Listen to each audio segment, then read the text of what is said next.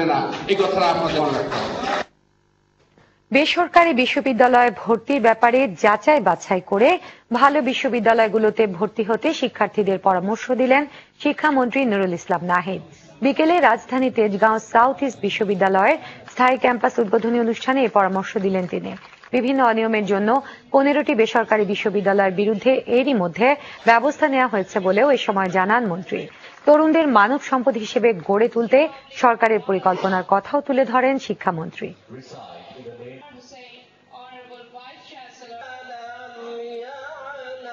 15টি বিশ্ববিদ্যালয় তারা কোনো তোয়াক্কা করতে রাজি নয়।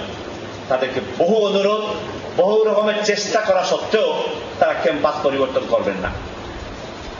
আউটার ক্যাম্পাস যেখানে সেখানে এটা খুলে দিয়ে সেখানে গিয়ে সার্টিফিকেট বিক্রি করা, এটাও তারা বন্ধ করবেন না, চরমভাবে যেটা মানবেন না এমন জায়গায়। তারপরে আমরা তাদের বিরুদ্ধে ব্যবস্থা নিতে শুরু করেছি। এবার মৌলভীবাজার সরকারি কলেজের শিক্ষকদের গরু বলে মন্তব্য করলেন সমাজ কল্যাণ মন্ত্রী সৈয়দ মহসিন আলী। কলেজের বার্ষিক সাহিত্য সাংস্কৃতিক প্রতিযোগিতা